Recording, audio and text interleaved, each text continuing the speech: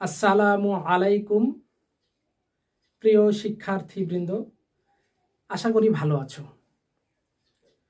অষ্টম শ্রেণীর বাংলা অনলাইন ক্লাসে তোমাদের স্বাগত জানাচ্ছি। আমি Golam Rabbani, senior teacher, English medium senior section. আমরা আজকে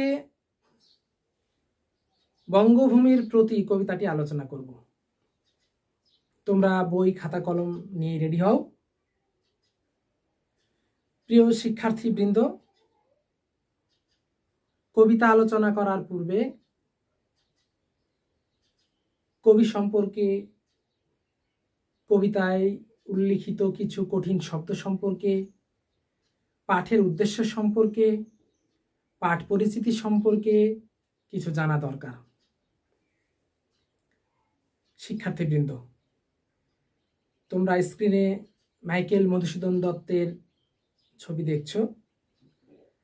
মাইকেল মধুসূদন দত্ত জন্মগ্রহণ করেছেন 1824 খ্রিস্টাব্দে যশোরের সাগরদাড়ি গ্রামে। মৃত্যুবরণ করেছেন 1873 খ্রিস্টাব্দে কলিকাতায়। মাইকেল মধুসূদন দত্ত বাংলা সাহিত্যের অন্যতম প্রথা বিরোধী লেখক। তোমাদের মনে প্রশ্ন জাগবে, প্রথা বিরোধী আবার কি? প্রথা শব্দের অর্থ নিয়ম বা রীতিনীতি। তৎকালীন সময়ে সাহিত্য রচনার যে নিয়ম ছিল, রীতিনীতি ছিল, সাধারণত তা ছিল দেবদেবী নির্ভর, রাজা বাদশাহ নির্ভর সাহিত্য। মাইকেল মধুসূদন দত্ত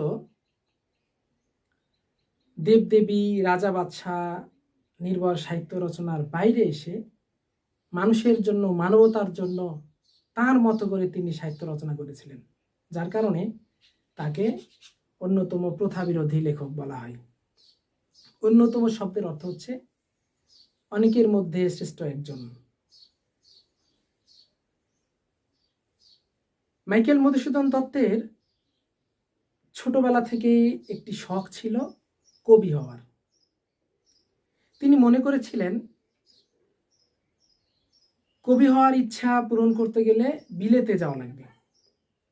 এই আশায় তিনি খ্রিস্টান ধর্ম গ্রহণও করেছিলেন।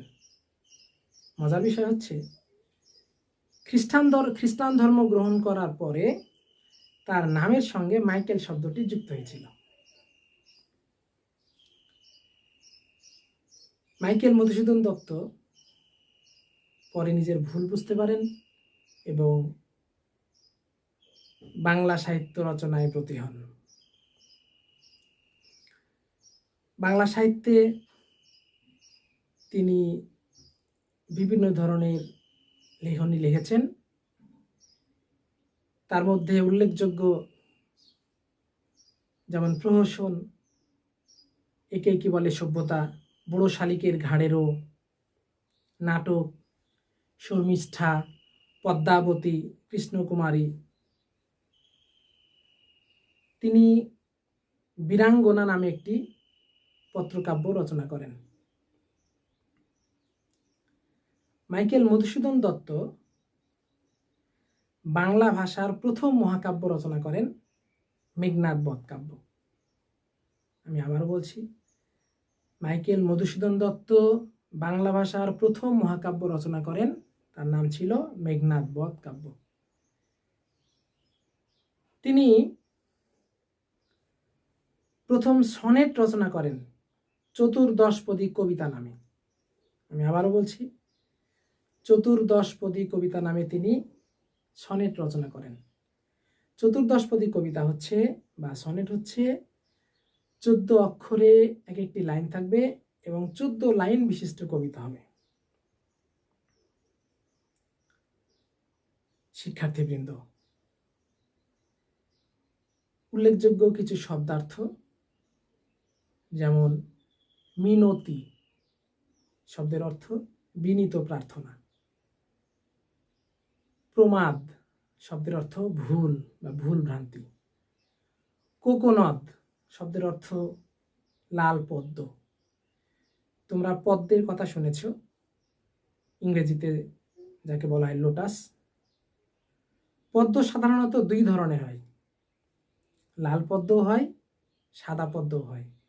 কোকোনাদ অর্থ লাল পদ্ম, কিন্তু কবিতা বোঝানোর সময় আমি আলোচনা করব এখানে লাল পদ্ম বলতে কি বোঝানো হয়েছে। নীর একটি শব্দ আছে, নীর শব্দের অর্থ পানি বা জল। এরপরে সমন, সমন শব্দের অর্থ মৃত্যুর দেবতা, আমরা যাকে আজরাইলও বলে থাকি। এরপরে শ্যামা জন্মদে, শ্যামা জন্মদে বলতে শ্যামল জন্মভূমি অর্থে। তোমরা জানো শ্যামল একটি বর্ণ, শ্যামলা বর্ণ যেটাকে বলি আমরা, বাংলার প্রকৃতির বর্ণ শ্যামল, অর্থাৎ জন্মভূমি বাংলাকে বোঝানো হয়েছে।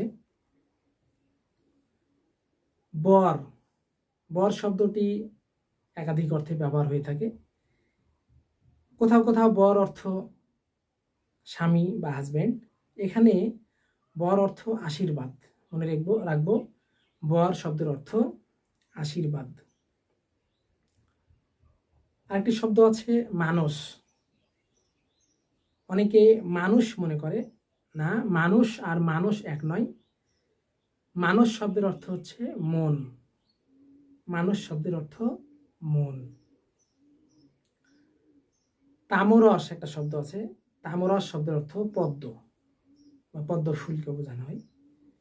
ওখানে কোকোনাদ ছিল, কোকোনাদ হচ্ছে লাল পদ্ম বোঝানো হয়েছে, আর সাধারণভাবে তামরস বলতে পদ্ম বোঝানো হয়েছে। শরদে একটি শব্দ আছে, শরদে বলতে আসলে শরৎকাল বোঝাতে শব্দটি ব্যবহার করা হয়েছে। প্রিয় শিক্ষার্থীবৃন্দ, এই কবিতা পাঠের উদ্দেশ্য হচ্ছে তোমরা শিক্ষার্থীরা এই কবিতা পড়ে তোমাদের মনে দেশের প্রতি গভীর মমত্ববোধ, শ্রদ্ধাবোধ, ভালোবাসা জন্ম নেবে। আরেকটা জিনিস জানতে পারবা, বিদেশের জৌলুস ও ঐশ্বর্য, ঐশ্বর্য আর জৌলুস কি, ধন সম্পত্তি, সৌন্দর্য, বিদেশের যে চাকচিক্য, অনেক ধন সম্পত্তি, ধনাঢ্য রাষ্ট্র, এই সমস্ত বোঝাতে আসলে ঐশ্বর্য ও জৌলুস বোঝানো হয়ে থাকে। তো বিদেশের এই ধরনের ঐশ্বর্য জৌলুস সত্ত্বেও নিজের দেশের প্রতি গভীর মমত্ববোধ জাগবে এই কবিতাটি পাঠ করে। প্রিয় শিক্ষার্থীবৃন্দ, কবিতা পাঠের আগে, কবিতা আলোচনার আগে পাঠ পরিচিতি নামে যে একটি প্যারা থাকে তোমাদের কবিতায় বা গদ্যে যেখানেই হোক, মূলত এটি হচ্ছে সেই পাঠের একটা পরিচিতি, সংক্ষিপ্ত পরিচিতি। এখানে যা লেখা থাকে তা তোমাদের একটু মোটামুটি করে শিখতে হবে। মূলত কবিতার বা গল্পের বা প্রবন্ধের মূল বিষয় এখানে তুলে ধরা থাকে। পাঠ পরিচিতিতে উল্লেখযোগ্য যে ইনফরমেশন আছে ভালোভাবে খেয়াল করে দেখবা। বঙ্গভূমির প্রতি কবিতার পরিচয় আছে। বঙ্গভূমির প্রতি কবিতাটি আসলে কোন ধরনের কবিতা প্রশ্ন আসে, উত্তর হচ্ছে গীতি কবিতা। মাইকেল মধুসূদন দত্তের উল্লেখযোগ্য কিছু গীতি কবিতার মধ্যে একটি গীতি কবিতা হচ্ছে বঙ্গভূমির প্রতি। শিক্ষার্থী বন্ধুরা, তোমাদের মনে প্রশ্ন আসতে পারে গীতি কবিতা কি? গীতি কবিতা সাধারণ অর্থে গীতিধর্মী কবিতা, কিন্তু আসলে গীতি কবিতা বলতে বোঝানো হয় কোনো কবি যখন একান্ত ব্যক্তিগত কথা কোনো কবিতার মধ্য দিয়ে প্রকাশ করেন, সেই কবিতাকে বলা হয় গীতি কবিতা। এই কবিতায় মাইকেল মধুসূদন দত্ত স্বদেশের প্রতি তীব্র গভীর মমত্ববোধ প্রকাশ করেছেন। তিনি মনে করেছেন যে জন্মভূমি তার মা, তিনি তার সন্তান। মা যেমন সন্তানের কোনো অপরাধ মনে রাখে না, ক্ষমা করে দেয়, জন্মভূমি মাও তেমন আমার কোনো অপরাধ, অর্থাৎ কবির কোনো অপরাধ মনে রাখবেন না, ক্ষমা করে দেবেন।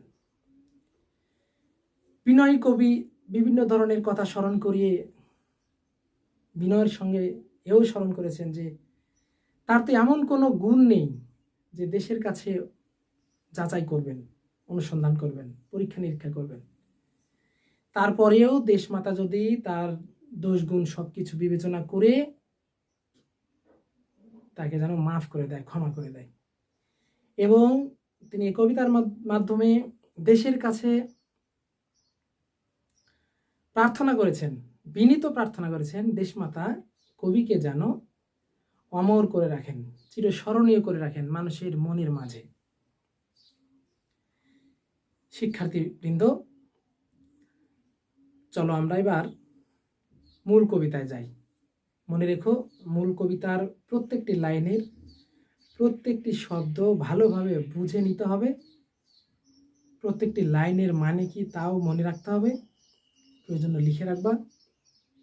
যাওয়া যাক মূল কবিতায়। প্রিয় শিক্ষার্থীবৃন্দ,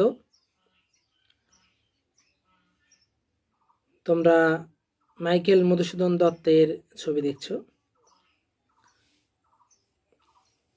বই রেডি করো, আমার সঙ্গে সঙ্গে প্রত্যেকটা লাইনের অর্থ লিখে নিবা, শব্দের অর্থ লিখে নিবা, বুঝে নিবা ভালোভাবে, তোমাদের নিজেদের মতো করে নোট করে নিবা।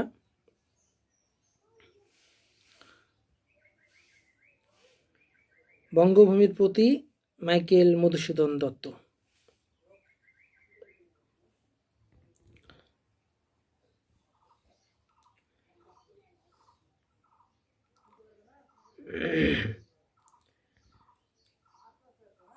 রেখো মা দাসেরে মনে, এ মিনতি করি পদে। এ লাইনে মা হচ্ছে জন্মভূমি বা স্বদেশ, দাস হচ্ছে এখানে মাইকেল মধুসূদন দত্ত। দাস শব্দের অর্থ সার্ভেন্ট, চাকর, কিন্তু কবিতায় দাস বলতে সন্তান বোঝানো হয়েছে, অর্থাৎ মাইকেল মধুসূদন দত্ত নিজেকে সন্তান হিসেবে কল্পনা করেছেন। মিনতি শব্দের অর্থ বিনীত প্রার্থনা। পদে বলতে এখানে পায়ে ধরে বলা হয়েছে। তাহলে লাইনের মানে হলো, রেখো মা দাসেরে মনে, এ মিনতি করি পদে। জন্মভূমি মা, তুমি তোমার সন্তানকে মনে রেখো, তোমার পায়ে ধরে বিনীত প্রার্থনা করি। সাধিতে মনির সাধ, সাধ শব্দের অর্থ ইচ্ছা, আকাঙ্ক্ষা বা শখ। এই সাধ থেকে গঠিত শব্দটি সাধিতে। সাধিতে বলতে বোঝানো হয়েছে আসলে জানতে বা প্রকাশ করতে বা পূর্ণ করতে, অর্থাৎ সাধিতে মনের সাধ, মনের ইচ্ছা, মনের আকাঙ্ক্ষা বা মনের শখ, মনের কামনা বাসনা সাধিতে বলতে পূর্ণ করতে। ঘটে যদি পরমাদ, ঘটে মানে ঘটে যদি, যদি ঘটে যায়। পরমাদ বলতে ভুল বা ভ্রান্তি। তাহলে মনের ইচ্ছা পূরণ করতে গিয়ে যদি ভুল হয়ে যায়, ঘটে যায় বলতে হয়ে যায়। এ লাইনের মানে আমি আবার বলছি, সাধিতে মনের স্বাদ, ঘটে যদি পরমাদ। মনের ইচ্ছা পূরণ করতে গিয়ে যদি ভুল হয়ে যায়, মধুহীন করো না গো তব মন কোকনদে। মধুসূদন দত্তের ডাকনাম, মধুহীন, মধুসূদন দত্তহীন। কিন্তু এ কবিতায় মধুহীন বলতে নিরাশ বোঝানো হয়েছে।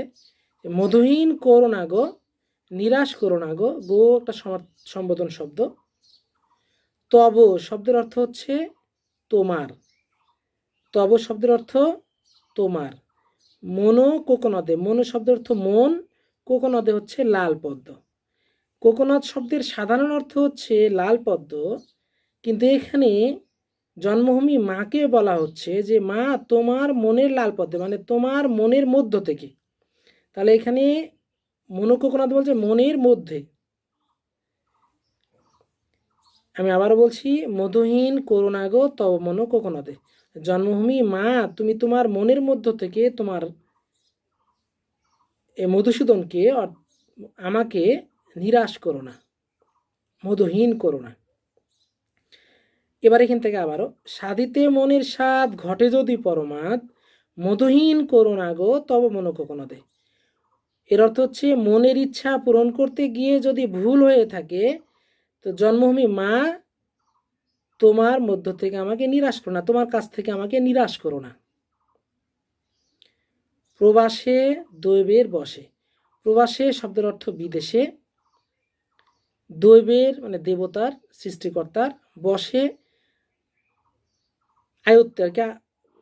এখানে বসে বলতে সাধারণত কারো আন্ডারে, কারো ইচ্ছায়, কারো অধীনে। এখানে বলা হচ্ছে যে এখানে ইচ্ছা শব্দই ধরা হয়েছে, যে প্রবাসে মানে বিদেশে দৈবের বসে, সৃষ্টিকর্তার ইচ্ছায় জীব তারা যদি খসে। জীব মানে জীবন, তারা বলতে তারা বোঝানো হয়েছে, জীবনকে তারার সঙ্গে তুলনা করা হয়েছে। যদি খসে, যদি খসে বলতে খুলে পড়ে যাওয়া। যে সৃষ্টি বিদেশে সৃষ্টিকর্তার ইচ্ছায় যদি জীবন নামক তারা খসে পড়ে যায়, খুলে পড়ে যায়, কোথা থেকে? এ দেহ আকাশ হতে। দেহকে আকাশের সঙ্গে তুলনা করা হয়েছে, বলা হচ্ছে যে এ দেহ নামক আকাশ হতে যদি জীব তারা খুলে পড়ে যায়, নাহি খেদ তাহে, তাতে কোনো খেদ থাকবে না। খেদ অর্থ দুঃখ, কোনো দুঃখ থাকবে না। আমি আবারও বলছি, বিদেশে সৃষ্টিকর্তার ইচ্ছায় যদি কবি মারাও যান, তবুও কবির কোনো দুঃখ থাকবে না। জন্মিলে মরিতে হবে, জন্ম নিলে মরতেই হবে, এ কথা সবাই জানে, কবিও জানতেন। অমর কে কথা কবে? কোথাও কি কেউ অমর রয়েছে, অর্থাৎ চিরদিন বেঁচে রয়েছে, এমন কি হয়েছে? হয় নাই। চিরস্থির কবে নীর, হাই রে জীবন নদে। তো কেউ কখনো কি চিরস্থির হয়ে থাকতে পারে? চিরস্থির কবে নীর। নীর শব্দের সাধারণ অর্থ পানি, কিন্তু এখানে বোঝানো হয়েছে মানুষকে। হাইরে জীবন নদে, জীবন নামক নদে বলতে সাধারণত আমরা বুঝি যে এমনি নদের পানি, নদীর পানি যেমন স্থির নয়, মানুষের জীবনও ঠিক তেমন স্থির নয়। নদীর পানি যেমন প্রবাহমান, ঠিক তেমনি মানুষের জীবনও প্রবাহমান। তো জীবন নদ বলতে জীবন প্রবাহকে বোঝানো হয়েছে।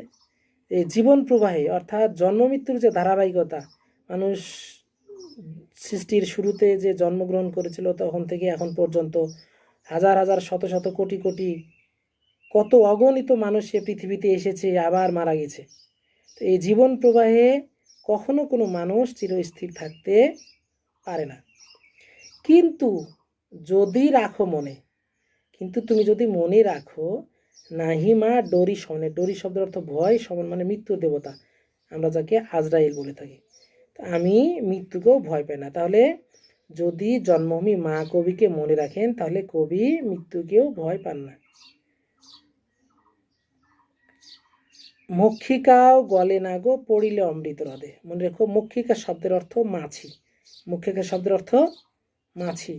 গলে শব্দ, গলা মানে নষ্ট হওয়া, গলে না গো মানে নষ্ট হয় না গো, পড়িলে মানে পড়লে, অমৃত হ্রদে। অমৃত হ্রদ, অমৃত হচ্ছে সাধারণত মধু দেওয়া হয়, বা কথিত আছে জান্নাতে সৃষ্টিকর্তা পান করাবেন, অমর হয়ে থাকবেন। আবার কিছু কিছু হিন্দু ধর্মের ধর্মগ্রন্থে কিছু লেখা আছে যে দেবতারা পান করে যা অমর হয়ে রয়েছে। অর্থাৎ এক কথায়, যা পান করলে মৃত্যু হয় না। অমৃত অর্থ হচ্ছে যা পান করলে মৃত্যু হয় না। হ্রদ, হ্রদ হচ্ছে সাধারণত পুকুরের মতো, যেটা মানুষের তৈরি নয়, প্রকৃতিগতভাবেই তৈরি, প্রাকৃতিকভাবেই তৈরি, এমন চারদিকে স্থল বিশিষ্ট জলাশয়, যেটা প্রাকৃতিক জলাশয় বলা হয়ে থাকে, প্রাকৃতিক জলাশয়। তো এটাকে বলা হয় হ্রদ। এই অমৃত হ্রদ বলতে যা পান করলে মানুষে মরবে না এরকম একটি হ্রদ। অর্থাৎ এই অমৃত হ্রদ বলতে আবার বাংলাদেশকে বোঝানো হয়েছে। তো মনে রেখো, বলছে মাছি গলবে না, নষ্ট হবে না অমৃত হ্রদে পড়লে। তাহলে কবি বোঝাচ্ছেন যে অমৃত হ্রদ বলতে বাংলাদেশকে বুঝিয়েছেন, যে এই বাংলাদেশে আমি যদি স্থান পাই, জায়গা পাই, ঠাঁই পাই, তাহলে আমিও নষ্ট হব না। সাধারণ মাছি যদি না নষ্ট হয়, তাহলে আমি যদি মানুষের মনে স্মরণীয় থাকতে পারি, স্থান পাই জন্মভূমির কাছে, তাহলে আমিও নষ্ট হব না, স্মৃতি হারাবো না। সেই ধন্য নরকুলে, নরকুল মানে পৃথিবীতে, সেই তো পৃথিবীতে ধন্য লোকে যারে নাই বলে, লোকে যারে ভুলে না। তাহলে পৃথিবীতে তারাই ধন্য যাকে মানুষে মনে রাখে, ভুলে না। অর্থাৎ কীর্তিমানের মৃত্যু নিয়ে আমরা পড়ি, কীর্তিমান যারা তাদেরকে মানুষে ভুলে না। মনের মন্দিরে সদা সেবে সর্বজন। মনের মন্দিরে মানে মনের মধ্যে, সদা মানে সর্বদা, সবসময়, সেবে মানে সেবা করে, সর্বজন মানে সবাই। তাহলে মনের মাঝে সবাই সব সময় সেবা করে, অর্থাৎ স্মরণ করতে থাকে। এরপরে বলছে কোন গুণ আছে, কোন গুণ আছে, আমার কি কোনো গুণ আছে, কিন্তু কোন গুণ আছে যাচিব যে তব কাছে। যাচিব মানে যাচাই করব, পরীক্ষা নিরীক্ষা করব, অনুসন্ধান করব। তব মানে তোমার কাছে। তাহলে জন্মভূমি মা, আমার তো এমন কোনো গুণ নেই যে তোমার কাছে আমি যাচাই করব, অনুসন্ধান করব। হেন অমরতা আমি, হেন মানে এমন, অমরতা মানে বিশেষ কেউ, স্মরণীয়, চিরস্মরণীয় এমন কেউ আমি। কহ অর্থ বলো, গো একটা সম্বোধন, শ্যামা জন্মনে শ্যামন জন্মভূমি অর্থে, অর্থাৎ জন্মভূমি মা তুমি বলো আমি কি এমন বিশেষ কেউ, যে আমি এমন স্মরণীয় কেউ যে আমি তোমার কাছে কিছু স্মরণ করব, যাচাই করব, অনুসন্ধান করব। তবে যদি দয়া করো, তবে তুমি যদি দয়া করো, দয়া করে যদি আমার ভুল দোষ গুণ ধরো, দয়া করে যদি কি করো, ভুল দোষ গুণ ধরো, ধরে দেখো, ভুল দোষ গুণ ধরো, ধরে যদি কি অমর করিয়া বড়, দেহদাসে সুবরদে। মানে অমর মানে চিরস্মরণীয় করে, বর মানে আশীর্বাদ, দেহ দাসে, দেহ এখানে দাও, চাও আর কি, দাসে মানে মধুসূদন দত্তকে। সুবরদের শব্দটি হচ্ছে সু মানে ভালো, বর মানে আশীর্বাদ, দে মানে দাত্রী, ভালো আশীর্বাদ দাত্রী। তাহলে কবি বলছেন যে জন্মভূমি মা তুমি তো ভালো আশীর্বাদ দাত্রী, তুমি আমাকে যদি আমার ভুল দোষ গুণ ধরে যদি আশীর্বাদ দাও, তাহলে এরকম আশীর্বাদ দাও যেন আমি চিরস্মরণীয় হয়ে থাকতে পারি, অমর হয়ে থাকতে পারি। অর্থাৎ কবি দেশের কাছে অমরত্বের আশীর্বাদ চাচ্ছেন। ফুটি যেন স্মৃতি জলে মানসে, অর্থাৎ দেখো যে ফুটি যেন স্মৃতি জলে, ফুটে থাকতে পারে যেন স্মৃতিতে, মানুষে মানে মনে, মা যথা ফলে যেখানে ফলে। তো মধুময় তামরস, মধুময় মানে মধুসূদন দত্তময় বা রসালো এরকম টাইপের, সবসময় যেটা রসালো থাকে। তামরস পদ্ম, কাল্পনিক একটা ফলের নাম, যে সবসময় এমন পদ্ম হয়ে থাকতে যায়, মধুময় পদ্ম। কি বসন্ত কি শরদে, মানে কি বসন্ত বলতে কি বসন্তকাল, আর কি শরতে কি শরৎকাল। তো বসন্ত আর শরৎকালে নয়, সব সময় মানুষের মনে আমি চিরস্মরণীয় হয়ে থাকতে চাই। প্রিয় শিক্ষার্থীবৃন্দ, এ হচ্ছে তোমাদের কবিতা।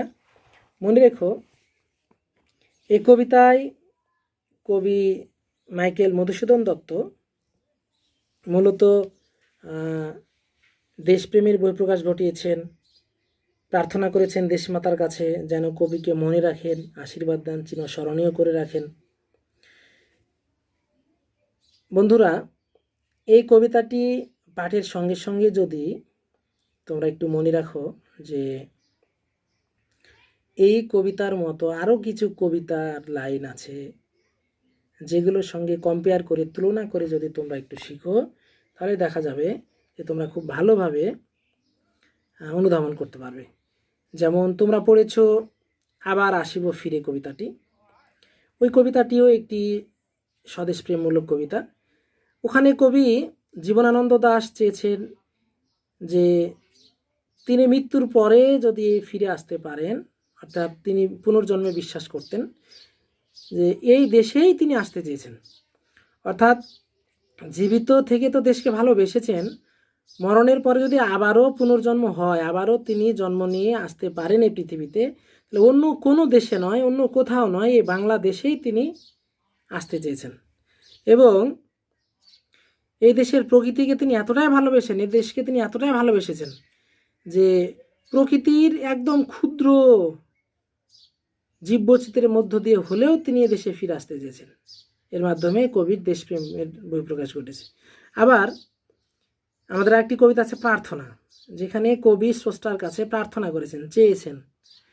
নিঃস্ব তিনি, তো আর কিছু নেই, তারপরেও তিনি স্রষ্টার কাছে শুধু আখি জল দিয়ে, চোখের জল দিয়ে তিনি স্রষ্টার কাছে চেয়েছেন, কিছু চেয়েছেন যে স্রষ্টা দেহ হৃদে বল, আমার মনে শক্তি দাও, শক্তি প্রার্থনা করেছেন। ওখানেও প্রার্থনা করা। এখন এই কবিতার মধ্যে একদিকে প্রার্থনা আছে, প্রার্থনা কবিতায় প্রার্থনা একরকম, আর বঙ্গভূমির প্রতি কবিতায় প্রার্থনা অন্যরকম, দেশের মাঝে চিরস্মরণীয় থাকার প্রার্থনা। এই প্রার্থনা ওই প্রার্থনা আলাদা হলেও প্রার্থনার দিক থেকে তো মিল আছে। আবার আসিও ফিরে কবিতায় জীবনানন্দ দাশের যেমন স্বদেশ প্রেমের বহিঃপ্রকাশ ঘটেছে, বঙ্গভূমির প্রতি কবিতাতেও কবির স্বদেশ প্রেমের প্রতি তীব্র ভালোবাসা, গভীর ভালোবাসার প্রকাশ ঘটেছে। প্রিয় শিক্ষার্থীবৃন্দ, আমি এই কবিতায় কি শিখালাম আর তোমরা কি শিখলে আমি একটু রিপিট করতে চাই, তোমরা একটু মনোযোগ দিয়ে শোনো, আশা করি তোমরা ভালোভাবে মনে রাখতে পারবে। আমরা শিখেছি মাইকেল মধুসূদন দত্ত সম্পর্কে। মাইকেল মধুসূদন দত্তের জন্ম 1824 খ্রিস্টাব্দে যশোরের সাগরদাঁড়ি গ্রামে, মৃত্যু 1873 খ্রিস্টাব্দে কলকাতায়। শিখেছি মাইকেল মধুসূদন দত্তের নামের মাইকেল শব্দটি কেন যুক্ত হয়েছে, অর্থাৎ খ্রিস্টান ধর্ম গ্রহণ করার পরে মাইকেল শব্দটি যুক্ত হয়েছে। আমরা শিখেছি মাইকেল মধুসূদন দত্তকে প্রথা বিরোধী লেখক বলা হয় কেন, তিনি তৎকালীন সময়ের নিয়মের বাইরে গিয়ে সাহিত্য রচনা করেছেন, যার কারণে প্রথা বিরোধী লেখক বলা হয়েছে। আমরা শিখেছি মাইকেল মধুসূদন দত্তের প্রহসন সম্পর্কে, নাটক সম্পর্কে, আমরা শিখেছি পত্রকাব্য সম্পর্কে, মহাকাব্য সম্পর্কে। যেমন মাইকেল মধুসূদন দত্তের প্রহসন, তোমরা প্রহসন কি হয়তো অনেকে জানো না। প্রহসন হচ্ছে হাস্য রসাত্মক নাটক, প্রহসন হচ্ছে হাস্য রসাত্মক নাটক। এরপরে পত্রকাব্য খুবই ইম্পর্টেন্ট, মাঝে মাঝে প্রশ্ন আসে যে এসিতে। পত্রকাব্য শিখেছি বীরাঙ্গনা, আর সবথেকে বেশি ইম্পর্টেন্ট এর ভিতরে মাইকেল মধুসূদন দত্ত রচিত বাংলা ভাষার প্রথম মহাকাব্য মেঘনাদ বধ কাব্য। আমরা শিখেছি শব্দার্থ, আমরা শিখেছি পাঠের উদ্দেশ্য, পাঠ পরিচিতি। আমরা শিখেছি মাইকেল মধুসূদন দত্ত রচিত গীতি কবিতাগুলোর একটি গীতি কবিতা হলো বঙ্গভূমির প্রতি। প্রশ্ন আসবে বঙ্গভূমির প্রতি কোন ধরনের কবিতা, উত্তর গীতি কবিতা। আমরা কবিতার প্রত্যেকটি লাইন, প্রত্যেকটি শব্দ ভালোভাবে বুঝে বুঝে শিখেছি। আশা করি তোমাদের এরপরে আর কোনো সমস্যা থাকবে না ইনশাল্লাহ। প্রিয় শিক্ষার্থী বন্ধুরা, তোমরা সকলে ভালোভাবে লেখাপড়া করো, সময় নষ্ট করো না, সময়ের মূল্য অপরিসীম, মনে রেখো, time and tide wait for নান।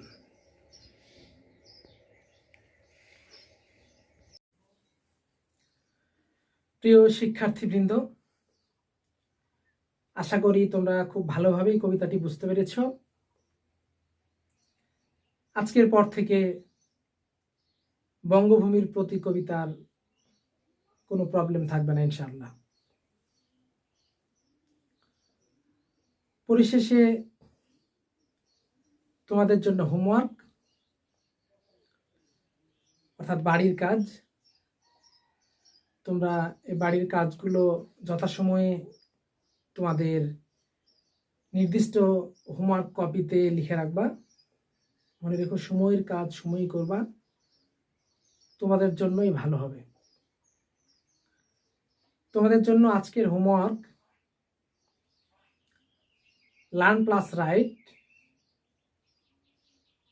10টি জ্ঞানমূলক প্রশ্ন ও উত্তর বঙ্গভূমির প্রতি কবিতা থেকে। আমি আবারও বলছি, 10টি জ্ঞানমূলক প্রশ্ন ও উত্তর লিখবা বঙ্গভূমির প্রতি কবিতা থেকে। কবিতায় লার্ন ও রাইট করবা। আজকে এ পর্যন্তই। সকলে ভালো থেকো, সুস্থ থেকো, সাবধানে থেকো। আল্লাহ হাফিজ।